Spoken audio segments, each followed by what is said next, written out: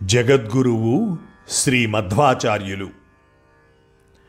భారతీయ సంప్రదాయ సిద్ధాంతవాదులలో ఎందరో ఉన్నారు.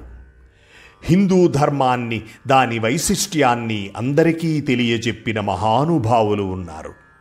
భారతదేశంలో అద్వైత సిద్ధాంతమని, ద్వైత సిద్ధాంతమని, విశిష్టాద్వైతమని అనే ఎన్నో సిద్ధాంతాలున్నాయి.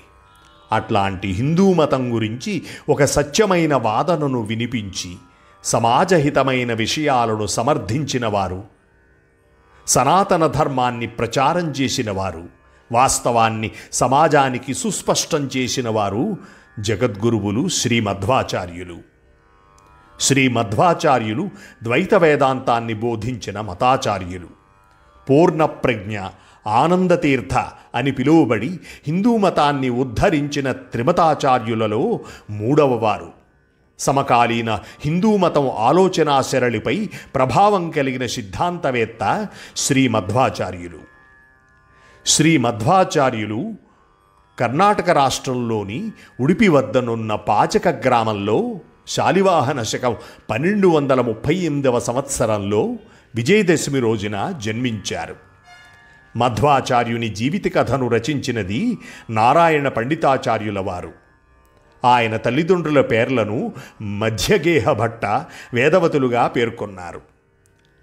అతనుకు మొదట్లో వాసుదేవ అని పేరు పెట్టిన తరువాత కాలంలో పూర్ణప్రజ్ఞ, ఆనందతీర్థ, మధ్వాచార్యులు అనే పేర్లతో ప్రసిద్ధి పొందారు. మధ్వాచార్యులు హనుమంతుడు, భీముడు అనంతరం వాయుదేవునకు తృతీయ అవతారమని ప్రగాఢ విశ్వాసం. బాల్యంలో ఉండగానే వాసుదేవ ఆధ్యాత్మిక విషయాల వైపు ఆసక్తి చూపుతూ వాటిని ఆకళింపు చేసుకున్నాడు. 11 ఏళ్ల పిన్న వయసులోనే సన్యాసం వైపు ఆకర్షితుడయ్యాడు. ఉడిపి సమీపంలో నివసిస్తున్న ఆ కాలంలో ప్రముఖ ఆధ్యాత్మిక గురువుగా పేరుగాంచిన అచ్యుత ప్రజ్ఞ అనే గురువు ద్వారా సన్యాస దీక్షను స్వీకరిస్తాడు. అప్పుడే అతని పేరు పూర్ణప్రజ్ఞుడుగా మారింది. దాదాపు 1 నెల తరువాత ఓ తర్కశాస్త్ర పండితుల బృందాన్ని తన వాదనా పటిమితో ఓడిస్తాడు. అతను ప్రజ్ఞకు అబ్బురపడిన అచ్యుత ప్రజ్ఞ అతనిని వేదాంతపరమైన అంశాలపై అధిపతిగా నియమించి ఆనందతీర్థ అనే బిరుదు కూడా ఇచ్చాడు. యుక్త వయసులో ఉండగానే మధ్వాచార్యుడు దక్షిణ భారతదేశమంతా పర్యటించాలని సంకల్పిస్తాడు. అనంతశయన, కన్యాకుమారి, రామేశ్వరం మరియు శ్రీరంగం మొదలైన క్షేత్రాలను సందర్శిస్తాడు. ఎక్కడికి వెళ్ళినా తాను తెలుసుకున్న తత్వాన్ని ప్రజలకు ఉపన్యాసాల రూపంలో తెలియజెప్పేవాడు. మూఢనమ్మకాలని వ్యతిరేకించేవాడు. వాటిని ఆధ్యాత్మికతతో ముడిపెట్టకూడదని భావించాడు. అలా అతను ప్రబోధించిన తత్వం దేశవ్యాప్తంగా పండితుల్లో చర్చలు రేకెత్తించగా సనాతనవాదుల నుంచి తీవ్ర వ్యతిరేకత ఎదురైంది. కానీ ఆయన వేటికి చెలించలేదు. యాత్ర పూర్తి చేసుకుని ఉడిపి చేరుకోగానే భగవద్గీతపై తన భాష్యాన్ని వ్రాయడం ప్రారంభించాడు. పుట్టిగే మఠంలో పూజించే పాండురంగ విఠల్ ప్రధాన విగ్రహాలను ఉపవేంద్ర తీర్థకు మధ్వాచార్య ఇస్తాడు. తన ద్వైత సిద్ధాంతాన్ని నిరూపించడానికి మధ్వాచార్యుడు ఉపనిషత్తులకు, బ్రహ్మసూత్రాలకు, భగవద్గీతకు భాష్యాలు వ్రాస్తాడు. ఇంకా ఋగ్వేదంలోని మొదటి 40 సూక్తాలకు, భారత భాగవతాలకు వ్యాఖ్యానం వ్రాశాడు. తర్కంతో పాటు మొత్తం 37 గ్రంథాలను రచించాడు.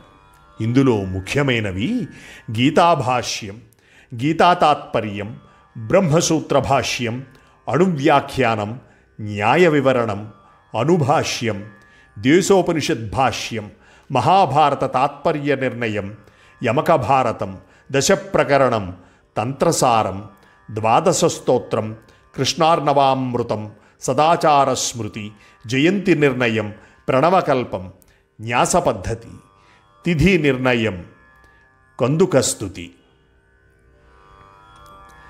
మధ్వాచార్యులు ప్రవచించిన మతం జీవాత్మ, పరమాత్మలు రెండూ వేరుగా ఉంటాయని చెబుతుంది. సృష్టిలో కంటికి కనిపించే ప్రతీదీ కంటికి కనిపించని పరమాత్మ వాసుదేవుడి మీద ఆధారపడి ఉంటుందని, ఆయనే ఈ సృష్టికి మూలకారకుడని తెలుపుతుంది. స్వతంత్రం చ ద్వివిధం తత్వమిష్యసి. స్వతంత్రము అస్వతంత్రము అని తత్వము రెండు విధములు.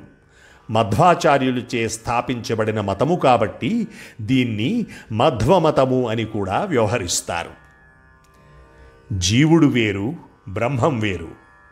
జీవుడు మిథ్య కాదు, అలాగే జడజగత్తు కూడా మిథ్య కాదు. ఈశ్వరుడు ఎంత సత్యమో జీవజగత్తులు కూడా అంత సత్యం. భక్తి ఒక్కటే ముక్తిదాయకం. అది జ్ఞాన పురస్కృతమైన భక్తి అయి ఉండాలి. ముక్తి 4 విధాలు. అవి సాలోక్యం, జీవాత్మ భగవంతుని లోకంలో భగవంతునితో పాటు నివసించడం. ఇక రెండవది సామీప్యం, భగవంతుని సన్నిధానంలో నివసిస్తూ కామితార్థాలను అనుభవించడం. మూడవది సారూప్యం, భగవంతుని రూపం పొంది ఇష్టభోగాలు అనుభవిస్తూ ఆనందించడం. ఇక 4వది సాయుజ్యం, భక్తుడు భగవంతునిలో లీనమైన అతను కంటే వేరుగా ఉంటూనే అతను ఆనందంలో పాలు పంచుకోవడం. మధ్వాచార్యుడు ఆసేతు సీతనగ పర్యంతం దేశమంతా పర్యటించి ద్వైత మతాన్ని ప్రచారం చేశాడు. దేశంలో వైష్ణవ మత వ్యాప్తికి, ముఖ్యంగా కృష్ణ భక్తి వ్యాప్తికి మధ్వమతం ఎంతగానో తోడ్పడిందనడంలో ఏమాత్రం సందేహం లేదు.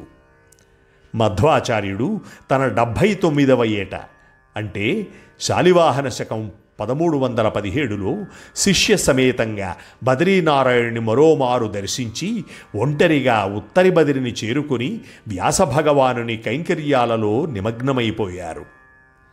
శ్రీ మధ్వుల కాలం నాటికే క్రైస్తవ మిషనరీలు ఉద్ధృతంగా మత ప్రచారం చేస్తూ మత మార్పిడులు చేస్తున్నాయి. దీనికి తోడు తురుష్కుల దండయాత్రలో వారి దౌర్జన్యం, హింస వర్ణనాతీతం. ఈ పరిస్థితులలో ఒక బలమైన మత విశ్వాసం ప్రజలలో కలిగించి వారికి కూడా తమ కంటే వేరైన ఆర్తిలో రక్షించే సగుణ సాకార దైవం ఉన్నాడని, ఆయన మీద భక్తి తమకు ఆశీర్వచనం అవుతుందని, తమను కాపాడుతుందనే విశ్వాసాన్ని కలిగించాలి.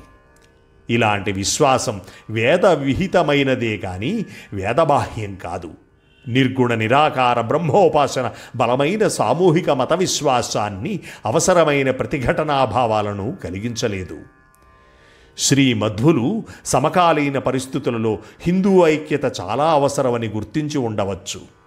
వేదాన్ని పరమ ప్రమాణంగా గ్రహించిన ఆయన పురాణేతిహాసాలు మీద ఎక్కువ ఆధారపడి వీటి మధ్య సమన్వయం తీసుకురావడానికి భారత, భాగవత, భగవద్గీతల మధ్య తాత్పర్య నిర్ణయ గ్రంథాలని రచించాడు.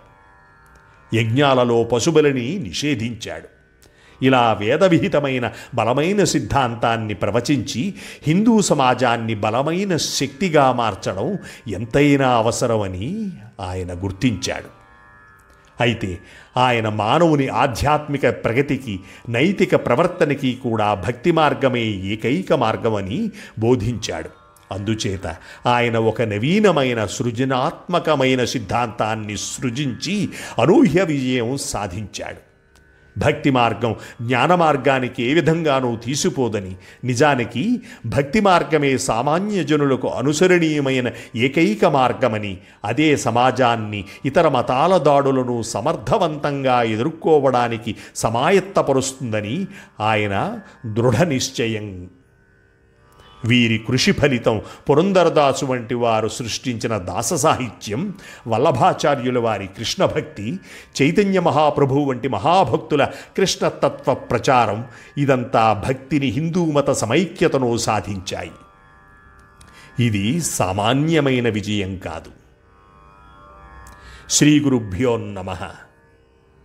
సంపూర్ణం.